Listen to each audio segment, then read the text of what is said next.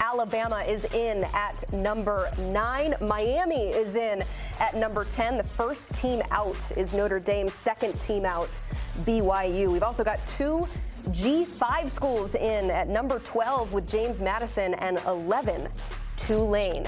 We're going to continue to react to this breaking news right here on CBS Sports HQ. And going into the day, the big question was between Alabama, Miami, and Notre Dame. We, of course, extensively talked about this Miami versus Notre Dame conversation, head-to-head conversation done. Let's talk about Miami versus Notre Dame. What went into the process of separating these two teams? You got a 2-loss and a 3-loss. One competing in their conference championship game, one not in a conference. We're talking about Alabama, Notre Dame? Yes. So with Alabama, obviously, as we mentioned, they just have not looked like the same team even in the middle of the season. As we've said, they started slow to start the year, and they ended slow at the end of the year. Losing to Florida State on the road, a 5-7 team, is not something to hang your hat on. We all know that. But the way they've played here of late is the thing that was most damning to me, because they can't run the ball. They haven't been able to kind of solidify games near the end. Heck, even earlier this season against Missouri, that should have been a blowout win for Alabama, but they couldn't run the ball to be able to kind of close that down. They needed a couple of fourth down conversions to actually pull away in that one. This team just, it's very herky-jerky, and now that they can't run the ball, that's not a team that's worthy of playoff consideration. And, you know, listen, Alabama, they sent out kind of a pitch sheet to a lot of reporters, including myself, saying, hey, we're going to have 13 guys back in the playoff, including three of our starters at running back, with Jam Miller being out. But the thing is like, that's great, but I don't know what they're going to look like in the playoff. I can't take your word for it that they're going to be 100%. All I can do is tell you right now, you lost to Florida State at the first of the year, and then you started slow. You started slow and you ended slow. You don't deserve to be in at this point. But here they are. They get a rematch with OU, and they have to go on the road to try and get some revenge. A lot of storylines here, but I still have issues with Alabama. They're saying that the conference championship games don't matter. You don't get punished. As long as you're in, you will not get punished. So why are we playing them? Like, they have been, like, Georgia didn't move either. Right, and maybe Alabama knew that, and that's why they sat 13 guys and had all these guys out. They're like, hey, we're safe. Why risk more injury if we're going to get in anyway? That's what, to me, it just, and there's always this feeling of what really is at stake here, and we're finding out for the Big Ten and the SEC, nothing is at stake. I mean, yes, Georgia lost their quarterback in that game last year, and they are so lucky that it was a good situation and ended up being, you know, their next quarterback for the full season. If that story looked different and they lose that game to Texas, I think there's more of an uproar from these coaches, too, putting their foot on the ground if this has to be worth something. If you look at the 4 Power Conference championships, there was only one move made in this bracket, and that is between number 1 and number 2, with Indiana and Ohio State moving. I want to go to Damian, not just because you played at Alabama, but you watched this team in person. Those 13 players, how much better would this Alabama team get if they added them?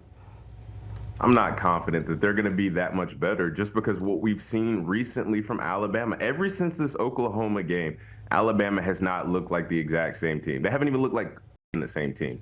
And I'm going to echo what Brandon said.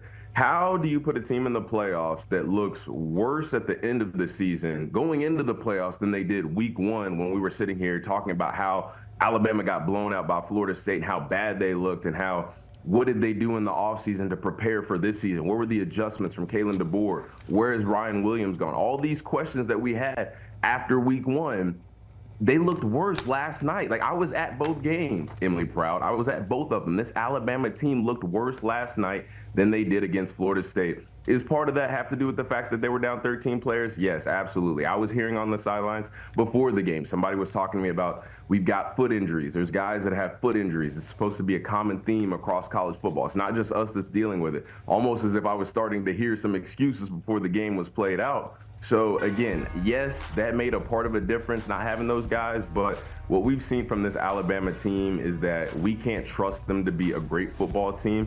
And to be quite honest, if you're one of those other 11 playoff teams, do you fear this Alabama team? Do you fear their defense? Do you fear Ty Simpson? Like, what is there to fear about this Alabama team right now?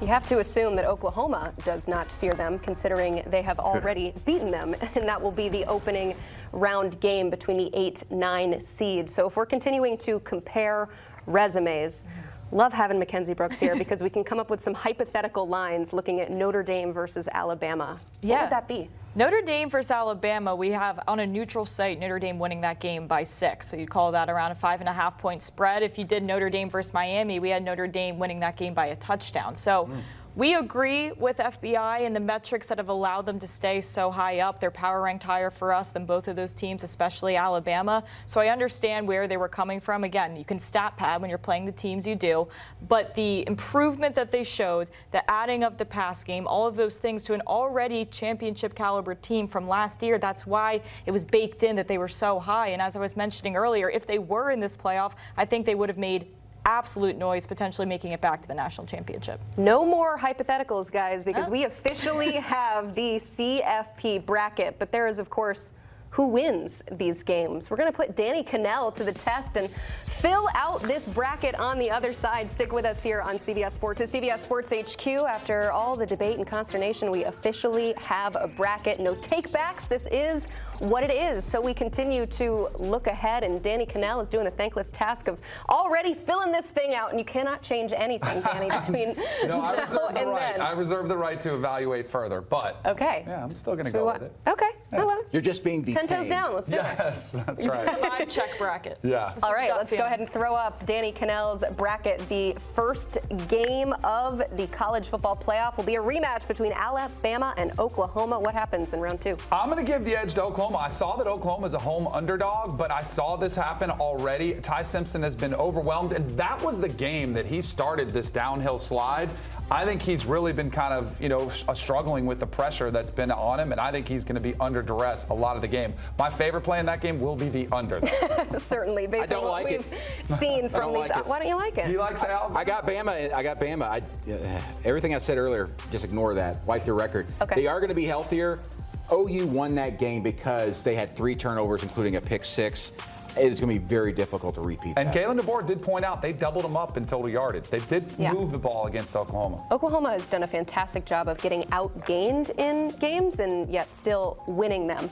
Let's go to the 12-5 matchup between the James Madison Dukes and Oregon Ducks. Who's moving on to the next round? Emily, I can promise you I will not switch this one. This one will be in Sharpie all the way through, no matter what happens. I'll take the Oregon Ducks to advance. Can we get a spread out of you? 21.5? Oh, I think they cover. Yeah, I think they cover too. Easily, yes. I think there could be maybe like Dan Lanning revenge based on what happened in their opening round game last year to Ohio State. A little exercising of some demons. The poor Duke serving up on a platter there. Let's go to the other G5 team, and that is Tulane Ole Miss, and another rematch here, Danny. Yes, and this one again, Emily, I will not switch at any point until we get this game actually played. We saw it once already. It was 45-10. I will move on Ole Miss, even without Lane Kiffin. Charlie Weiss Jr. is back calling the plays. I'll take Ole Miss. The Kiffin-less Rebels move on to the next round in Danny Kanell's bracket. How about the U coming in this bracket at number 10, facing off against Texas A&M? Who wins? I told Mario Cristobal the other day, I talked to him on Friday, and I said, if you guys get in, I think you can do some damage.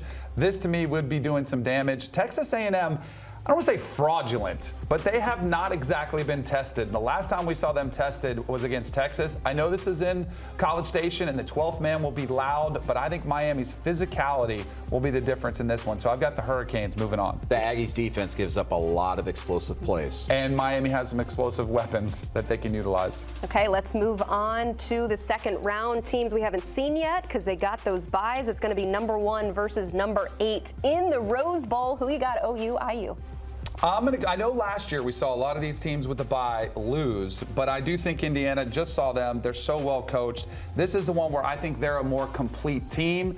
They can run the football. This would be a great test for them, but I'm going to say Indiana knocks off the Sooners. That offense the lack of offense for the Sooners is going to come back to bite them, and I think it does against Indiana. Okay, 5v4, Oregon versus Texas Tech. Who's moving on to the semis? So this is, I think Texas Tech and Oklahoma are very similar. I do not trust trust Baron Morton on a big stage. And I think you'll also see Dante Moore and that Oregon offense be able to put some points on that Texas Tech defense, which is so good. I don't think they've seen an attack like they're going to see with the Ducks, so I've got Oregon moving on. And that Tech offense leaves so many points out there to score. I mean, they just struggle so much in the red zone. In large part because Baron Morton's a little bit too erratic. He misses a lot of guys. Second straight rematch for Ole Miss, facing off against the 3-seed Georgia. Who's moving on? So we saw this matchup in Athens earlier, and Ole Miss was right there. I think they were leading going into fourth quarter. Yeah. And then all of a sudden, Ole Miss kind of shut it. They just kept throwing the football for some reason. They got away from Kewan Lacey. But I think Georgia's defense is even better now than they were in that matchup. Kirby's going to be great at making adjustments, taking away what Trinidad Chambliss and the Ole Miss offense does well. So I've got the Bulldogs moving on. Certainly helps a head coachless team like Ole Miss to continue to play teams they've already faced this season. Just have to take a relook at some of those squads. Okay, we got the U, we got Ohio State. Who's playing Georgia in the semis? I know I told Mario he was going to do some damage, but he's already done some damage in the opening game. Exactly, and I would not be surprised if Miami won. But I do think Ohio State's going to be dangerous because this is sort of their rallying cry. We just saw them lose. That was their first big test. I think they'll fix some of their issues, and they better fix the offensive line. Julian Sain was sacked 5 times. You only sacked 6 times all year. They better have an answer for Ruben Bain and Akeem Mesidor coming off the edge. But I think they do, so I'm going to have Ohio State move on. I'm just thinking about these defenses and the body types that we've got on each end. This is going to be a fun one, but it will be the semis between Indiana, Oregon, and Georgia, Ohio State. Let's start with the 1 versus 5. Who's moving on to the national title? So we saw this game in the regular season, and this was probably the first time everybody's like, oh, Indiana's back. They're for real. They weren't just a one-hit wonder. But it was also Dante Moore's first big game. I know he played against Penn State in that whiteout, but then that was right after that game. And it was his worst game of the year. He had 2 interceptions. And a lot of this, so this is what I'm very curious to see. Who Oregon gets back. I am counting on them getting back their offensive weapons. If they don't, this one is subject to change potentially, but I think DeCorian Moore, Evan Stewart potentially as well. This team was really banged up. I think they're going to be healthier.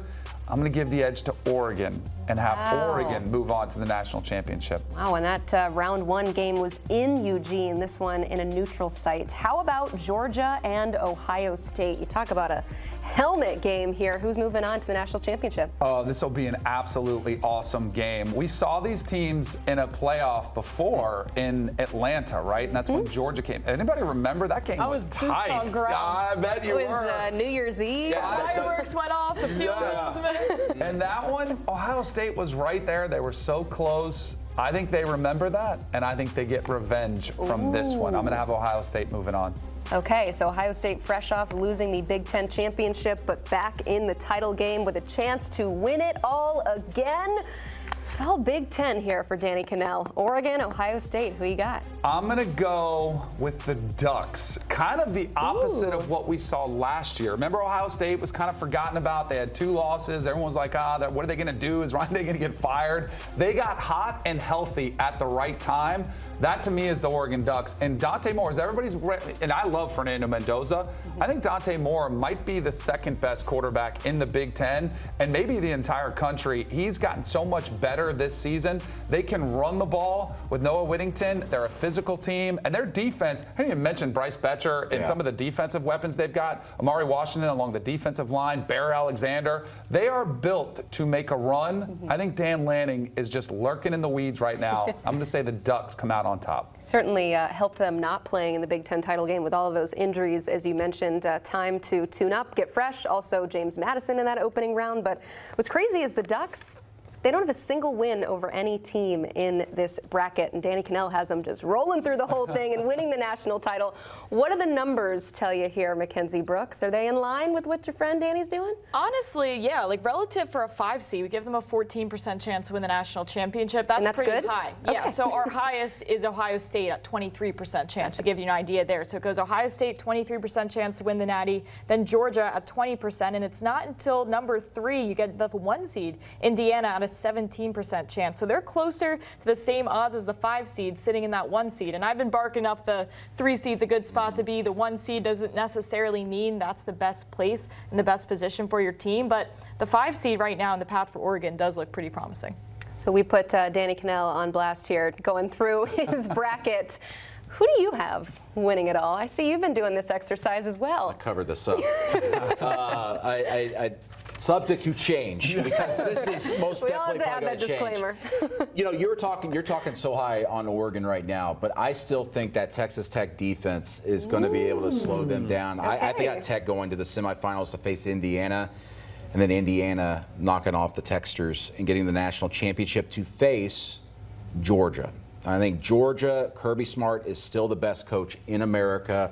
As you said, the adjustments. Heck, I even go back to the game against Alabama, which they lost in the regular season. That second half was an adjustment clinic defensively.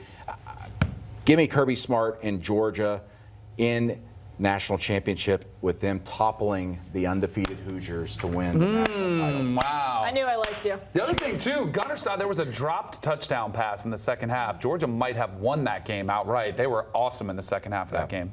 What a world. We're talking about a potential Georgia-Indiana game in the national championship. What's my favorite part about this bracket is like there's a lot of teams that I don't think can win it, but I think there's 5 or 6 that can, which is more than I think we've seen in my memory of teams. And we've only had this 2 years, but even going back to the 4-team playoff, it always felt like there were only 2 that were going to win. Yeah. I think this field is really deep. We've got several teams that feel like they actually have something to prove getting into this. I mean, you even talk about Ole Miss losing their head coach in Lane Kiffin. You got Miami getting into the bracket after getting screwed last year and then not getting screwed this year, and they feel like they have something to prove here. And heck, even Alabama to a certain extent.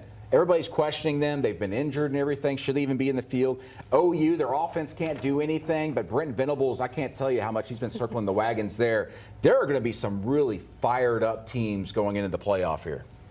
We have 4 different teams that are dancing around that 15 to 20% chance. Typically, you're not seeing that much parity. It's typically one that's kind of a juggernaut. Where do you have Texas Tech? Texas Tech has a 5% chance to be